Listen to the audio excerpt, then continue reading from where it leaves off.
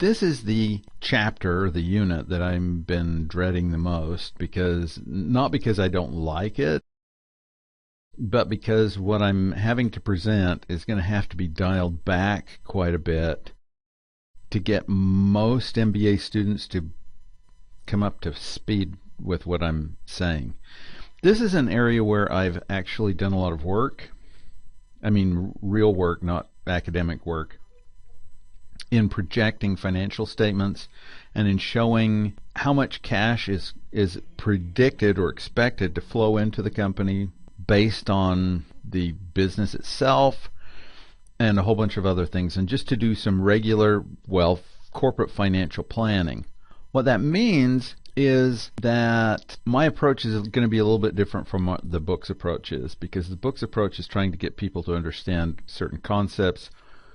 And my approach throughout this whole semester has been being able to take some concepts and really apply it. So I'm going to come at this from a completely different standpoint, and we're going to talk first about projecting sales. And there's a reason why we're starting with projecting sales, so bear with me as we go through something that, I've already done this before way too many times. We do the key to success as being balance. I'm going to go through this model again, and you're going to go, wow, can I fast forward? What I want to do is look at this from why are we starting where we're starting, and what is it that these financial statements are really trying to do.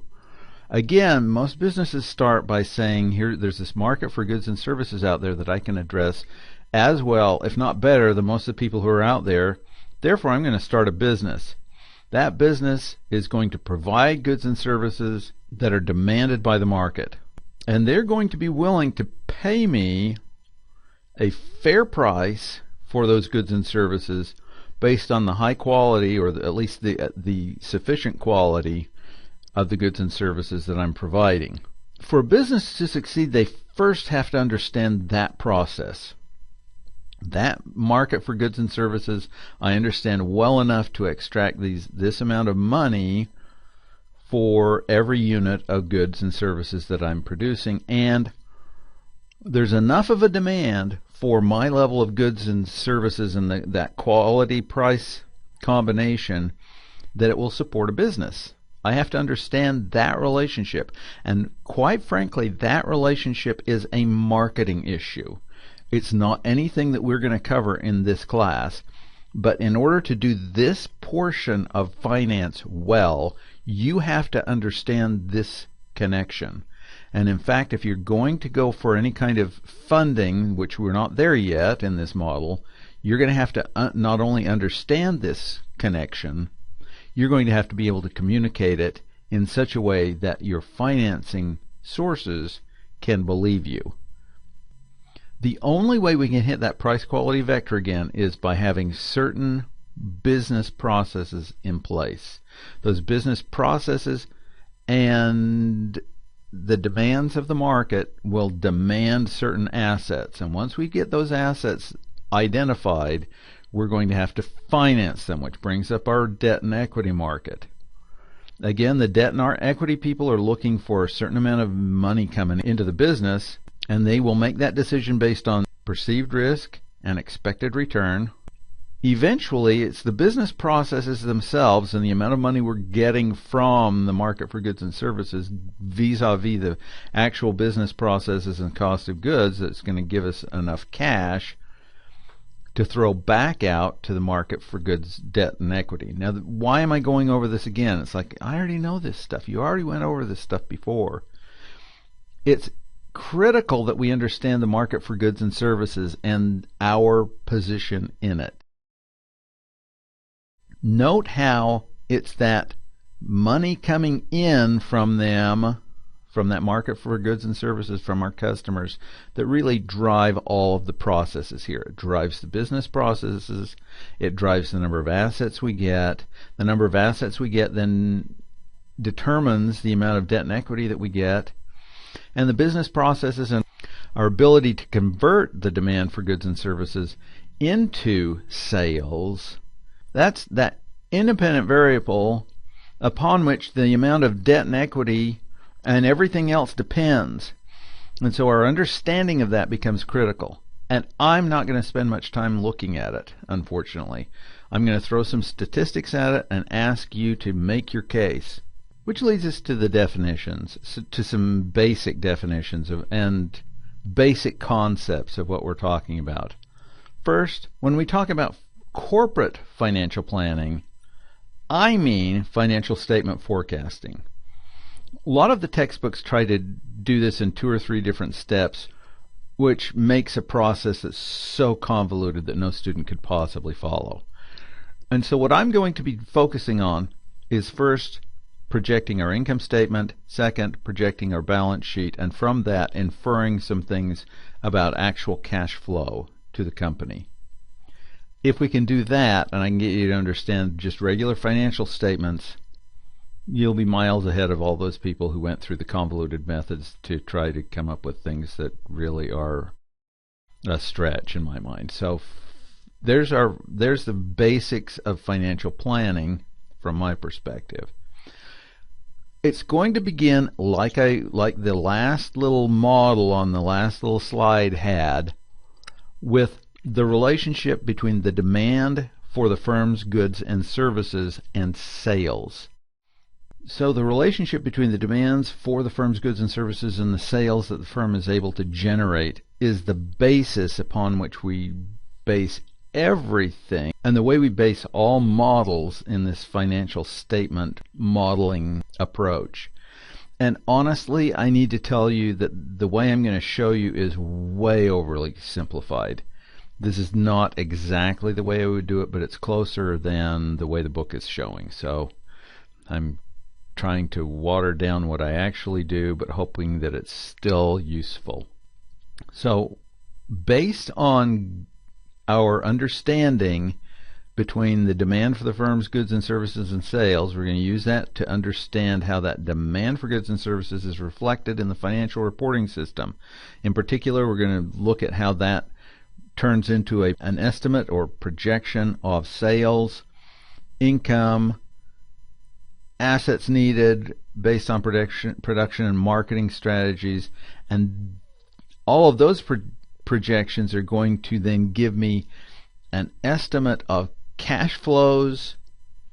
Once I have as much of an estimate of cash flows, and what I'm talking about are operating cash flows, as I can get, that will help me figure out what my financial resource needs will be in the future and when I'm going to need them. That will help me to plan to get and line up sources of additional funds when I need them. It's critical that we understand that, because the best way of reducing the risk or the perceived risk to the market of our securities is actually knowing very well when we're going to need cash and being able to share those projections with them. Doesn't mean we have to be dead on, but it has to mean that we are pretty close and we know what in the world we're doing. If we can send that message on a regular basis to our funding sources, their amount of risk or perceived risk goes down, and with it, our cost of capital. These projections also help us to manage the cash that we need to repay our investors, which is a very critical component. We need to be able to communicate, here's the cash flow that we're going to be getting in the future, here's when it's going to come in, here's when you can expect payments, whether they're dividend payments, interest and principal payments, whatever kinds of payments that they are. We need to be able to communicate that up front and be pretty darn close. So our first step in this whole process is getting a handle on the sales. This is going to be particularly difficult for some of you because you're working on companies that you don't know that well, but use the understanding that you do have to project these. And we're going to throw a little stats at it, but we won't be over the top with some stats. So all profits, all profit projections, all resource planning, such as asset purchases, inventory purchases, all depend on a good sales forecast. This is probably the most difficult step in the entire process. It should be based on market marketing strategies, a good chunk of market research, figuring out what we think is going to be happening to the entire market, estimating your proportion of that market, seeing if there are differences between what I'm thinking will happen for the entire market and my share of that market. It really can be a complicated process to do a good job at sales forecasts.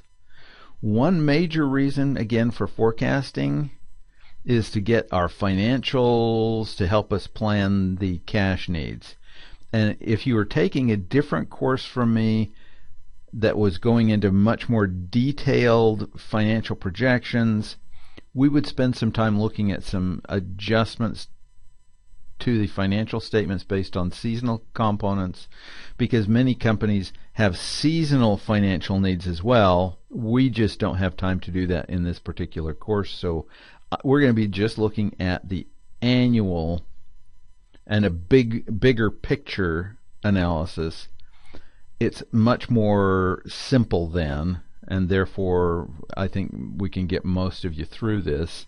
I think we could get all of you through it if you'd just not be too overly stressed about it, because I'm going to make this as easy as I possibly can, and therefore, bear with me. Because we're just taking a very quick look at this, we're going to use regression to try to find a trend. And for many of you, regression is something that you did in psychology. You regress to your childhood. This is not that kind of regression. This is statistical regression. There are some better statistical methods we could use. We could even do some seasonal adjustments. We're not going to be doing any of that stuff just because it's just too complicated for most people, and it would I think detract from where we're trying to go with this class. So even though I say regression, don't hyperventilate. We're going to be okay. So as a starting place, we're going to be using a simple regression model, which is just y equals mx plus b, and in many instances all we do is rearrange those things so you won't recognize them and they look complicated, and therefore I can't do it. Well, yeah, you can. And I'm just going to approach this like a y equals mx plus b formula, and then we'll be finished with it and say here's how I would do that projection, and we'll be done. Okay, so don't worry, this is largely going to be painless. Even though we won't use any anesthetic, we'll be using Excel instead. We will need to collect a number of annual sales amounts, some of which we have. I'm going to expand that a little bit just because the more the merrier, the more data the better. And this is the only thing I'm going to be throwing at this is the sales, and sales is usually easy to get at. Unless you have a company that hasn't been publicly traded that long, and then we'll just go for what we've got right now. That's what we'll use. Once we get these into Excel, putting years in the first column, putting sales in the second column.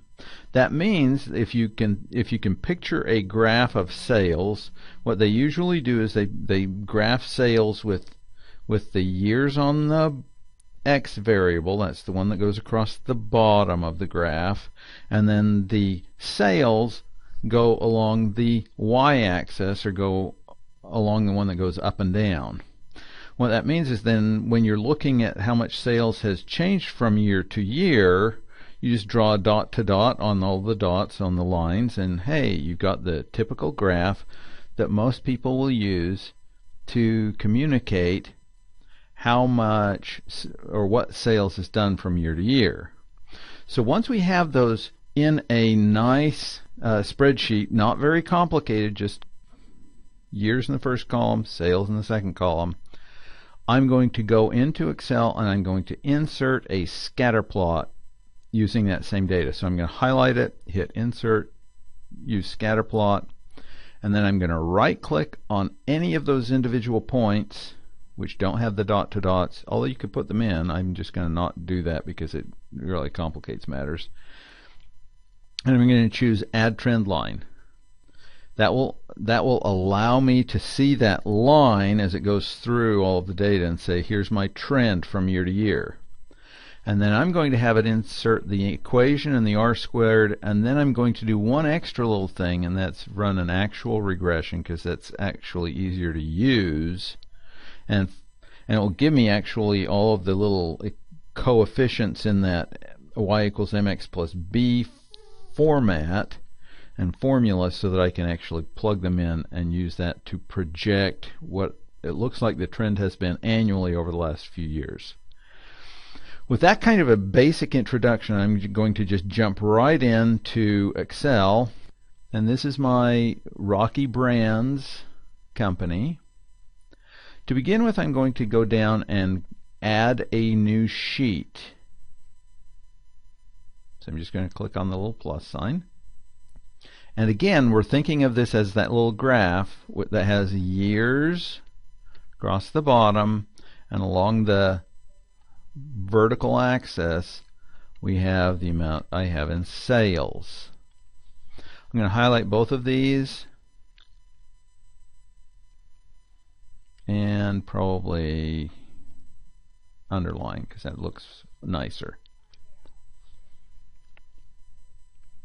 I'm going to pick up all the numbers that I have so far. Going back over to income statement, I'm going to highlight first the years, because that's my X variable. I'm going to copy.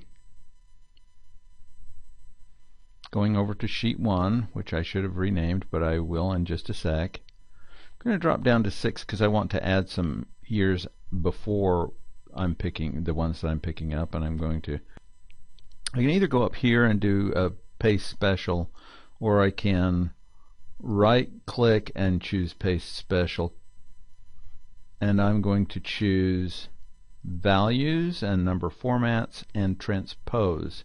Now the values and number formats is just going to bring over everything as a value, even if I had it as a formula before, which I don't think I did. All of these are actually just numbers.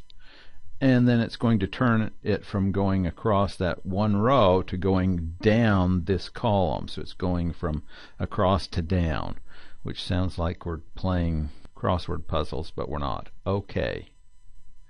Now I'm keeping this, even though this is backwards from the way I want it, I'm going to keep it in this order until after I get my sales. So I'm going over the income statement.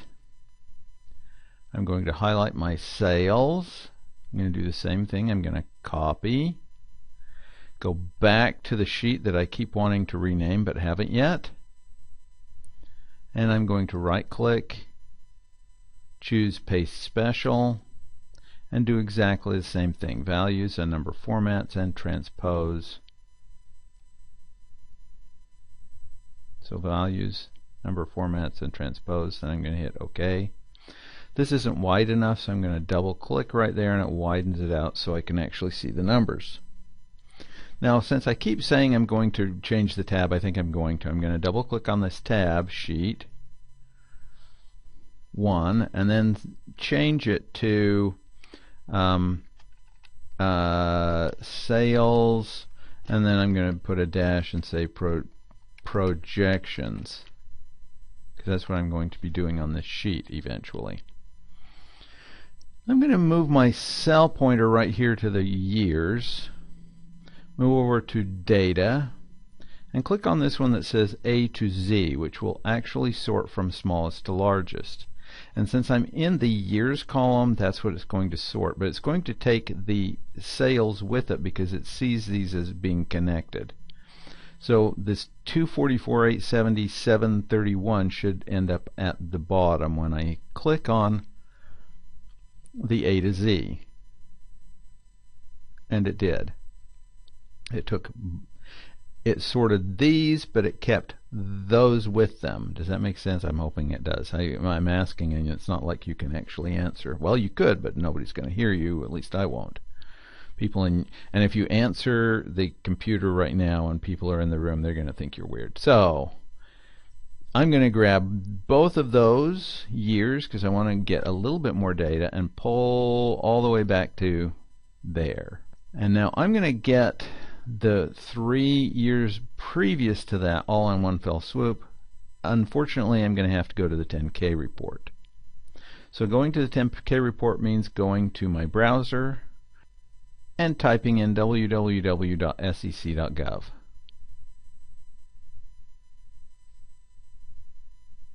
Then I'm going to go over to Filings, choose Company Filings Search, and then go to my fast search and click and type in my ticker symbol for Rocky Brands. It's RCKY. I'm going to hit enter. I'm going to choose my 10K report and hit enter. And because I have through 2008 already, I'm going to just go down to the one that was published in 2008, because the one published in 2008 will have the 3 years that start right before 2008, which means it's the 2007, yes. So I'm going to click on that one. Look first for an Exhibit 13. Finding none, I will go back up to the one that says 10K. This one has a table of contents, and then I'm going to item 8, which is the financial statements and supplementary data. And I'm going to scroll down, and in this instance I actually have another linked table of contents just for the financials, and I'm going to the consolidated statement of operations. You can tell I've been here before, but that's because I failed in my first attempt at this video. So let's highlight that first one, because you can see it goes 2005, 6, and 7, and I know I've gone back through 2008, so I'm just going to go grab this one, copy, and all I did was highlight the number itself.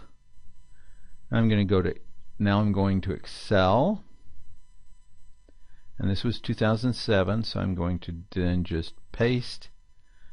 And what I've chosen, by the way, is the unformatted. Essentially what it's doing is it's saying whatever formatting you currently have in that cell, yeah, keep that.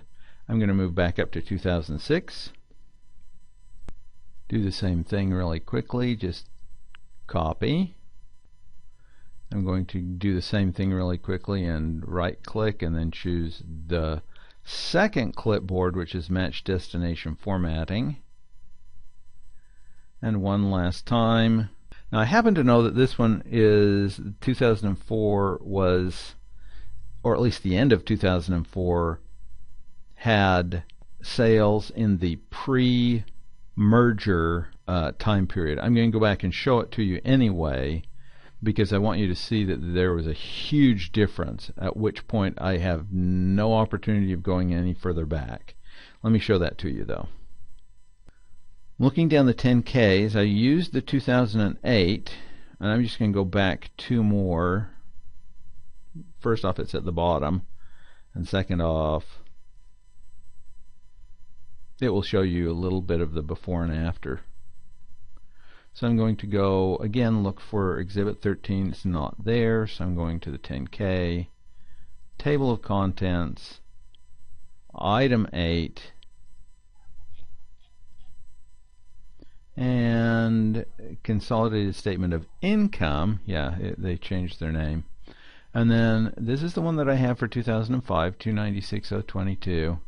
But the year before was substantially below that because it was only half the company that it is in 2005 when they merged with another company and started, you know, with all of their products and such. So because of that, this one doesn't make sense to add to it because it will just really, it's like it's a completely different company. Why would I even look at that? And because of that, I'm just going to go back to Excel, highlight that whole row and say, let's just get rid of that one. So I have, in my company's case, I'm going to highlight both of these, and then, by the way, center everything. I'm going to be putting this down on my x-axis, sales on my y-axis, and I want to plot them together. And so I'm going up to Insert, a scatter plot, and the one that I'm looking for is just the dots. As soon as you get on it, it's already putting it in the sheet for you. Now, all these other options, you know, you can play with those later, but I'm just using the ones with all of the dots because if I put any of the lines in there, it's going to really be too many lines as far as I'm concerned. So I'm going to click on that one, get on that sheet somewhere away from everything and just, you know, in a blank sheet space, and then hit right mouse button. And I'm dyslexic, so deal with it. I'm going to move back down to Move Chart and click on a new sheet. I don't want this to be in this particular sheet. I want it to be on its own sheet, and I'm going to call this Sales Chart. And then hit OK. And it's put my tab that says Sales Chart, because that's what I called it, right in front of the place where it used to be. Now these are the little dots, and if you get on top of one, it will show you that this is, it puts in parentheses 2005 and 296,022,614. That's because that's how many that's how much we had in sales in 2005. So it's giving you the point at which those two intersect, the X variable of 2005 and the Y variable of 296,022,614. Now we can get on any of these dots and it will do the same thing for us, and it doesn't matter which dot we're on. When we right click, get a menu up and go down here to where it says Add Trend Line. So I'm going to do that, which brings me a menu on the little side, and it puts a nice straight line over here. This straight line is saying here's my trend through this data, if I'm assuming a straight line. That's essentially what it's doing, by the way, if you wanted to know. I'm going to tell it to display the equation on the chart and display R squared. I'm going to move this down so we can actually read it, because they decided to put it in a place where the line was sort of in the way.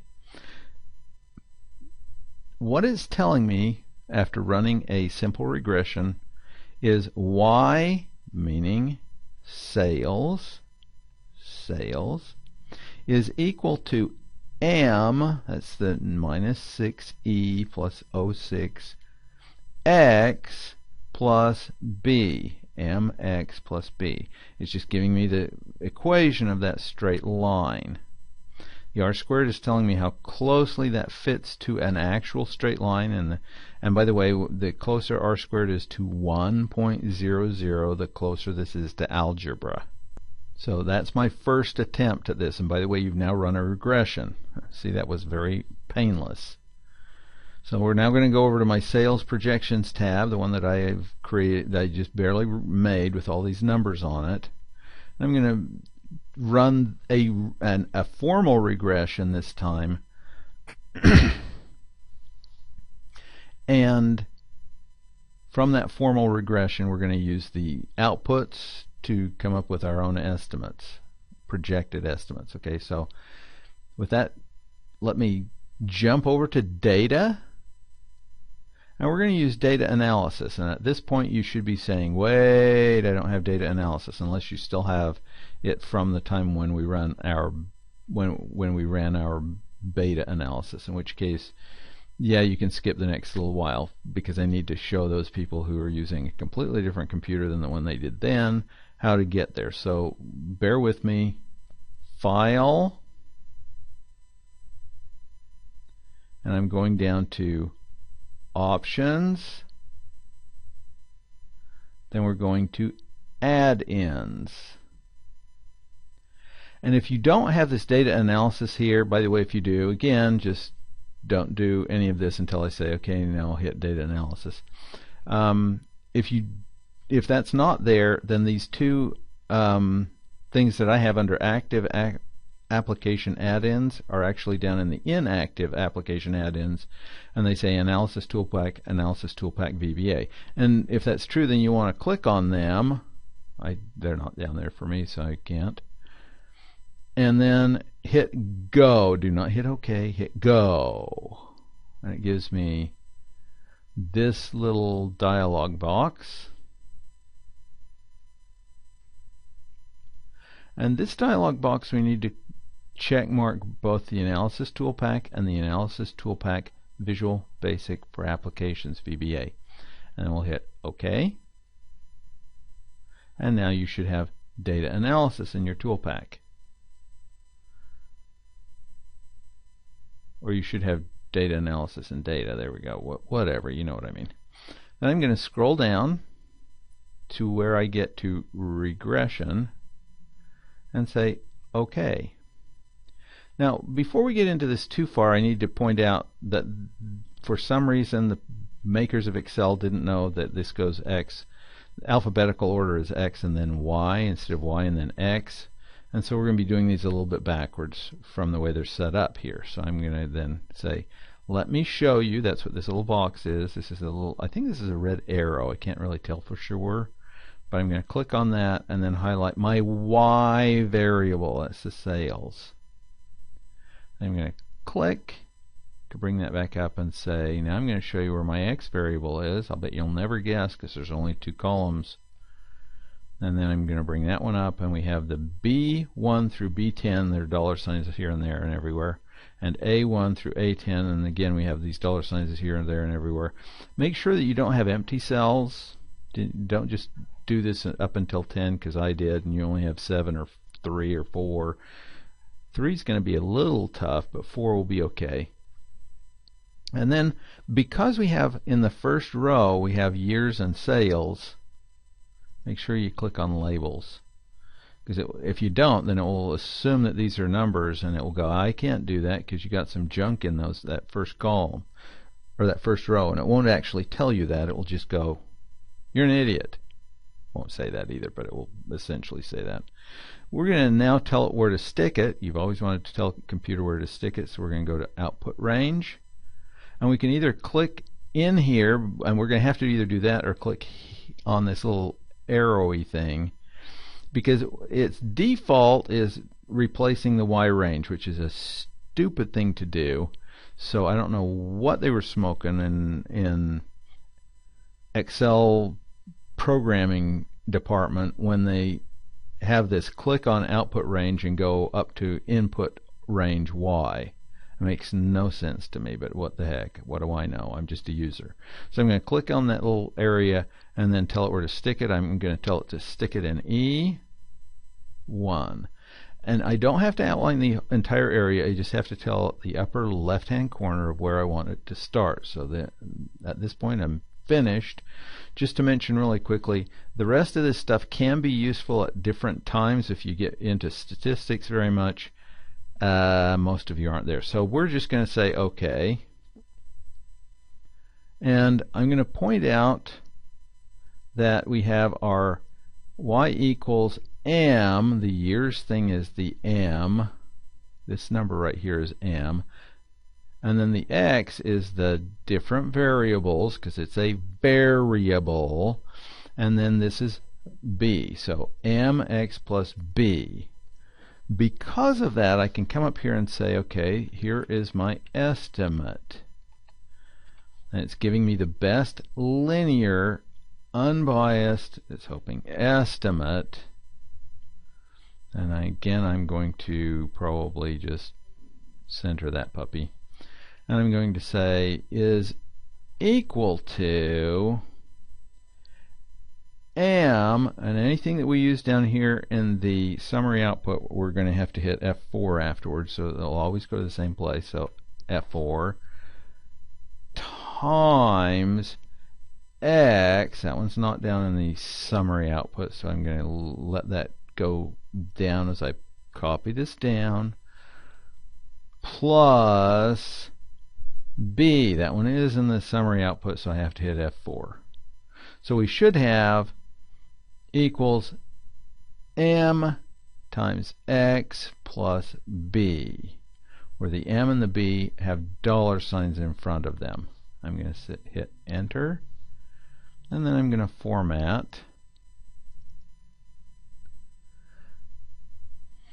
So that very first one is at 280 million, and that's our estimate from the best straight line through that data.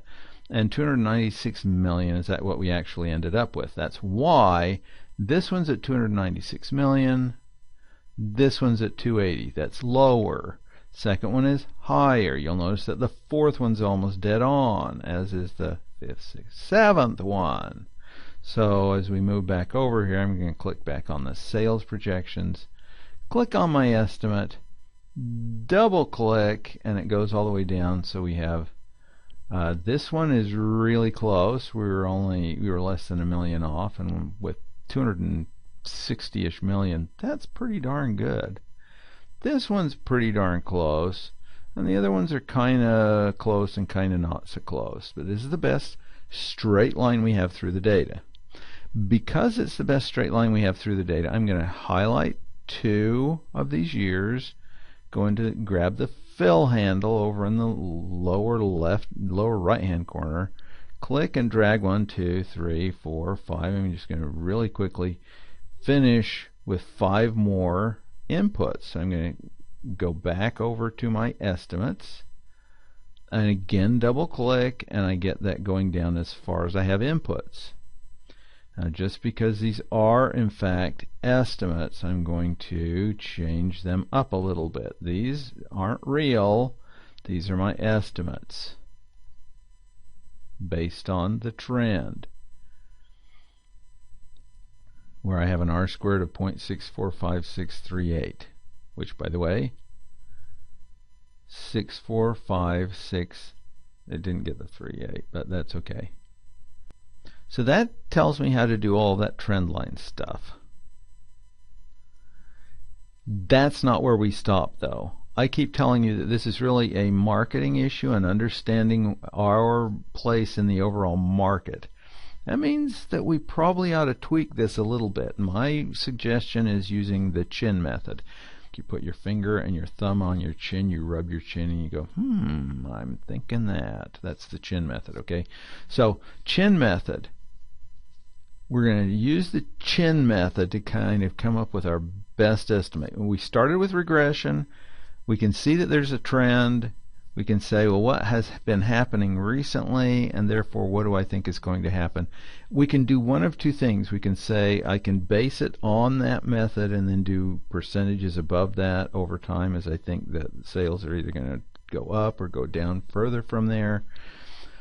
Or I can just say, well, that's completely wrong, and therefore I'm thinking that it's going to do these other things. So just really quickly, as a for instance, as they say, for instance, I'm going to go back over here and say this is the chinned estimates.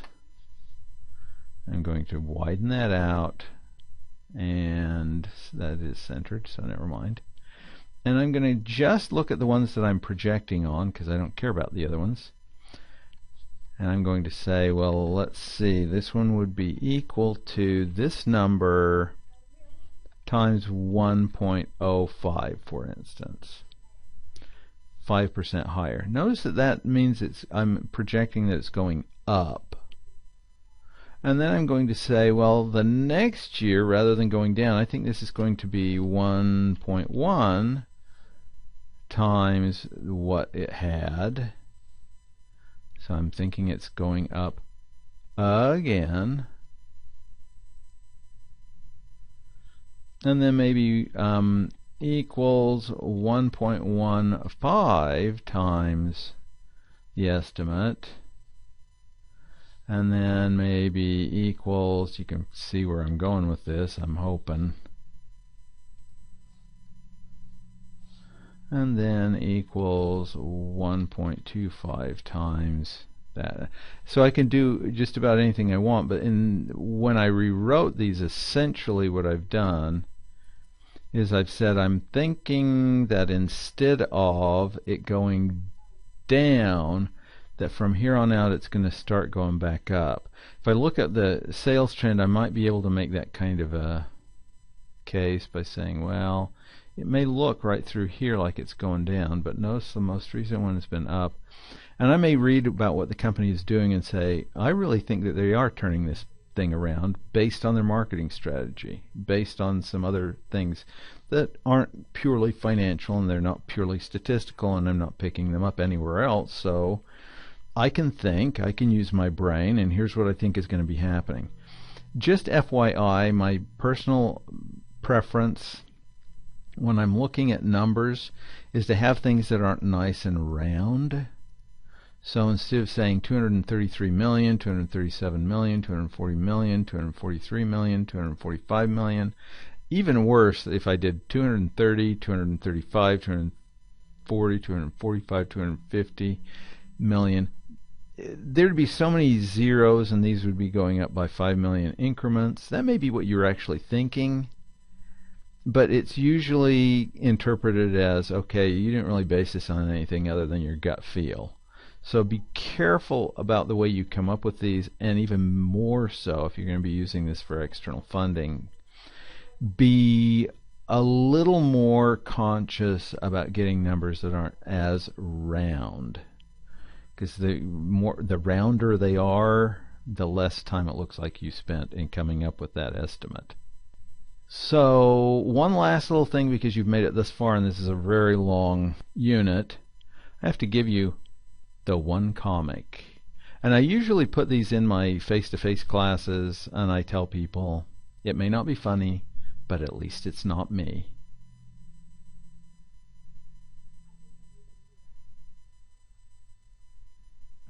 And on that happy note, that's the end of this particular lecture. The next lecture, we're going to finish the income statement, and then we'll tackle the balance sheet, and then we'll interpret the results, come up with some, therefore are we getting some positive cash flow, some negative cash flow, and then use a couple of approaches to come up with some projections of cash flow, and then based on that we'll look at valuing the stock again. So I'll see you in the next lecture.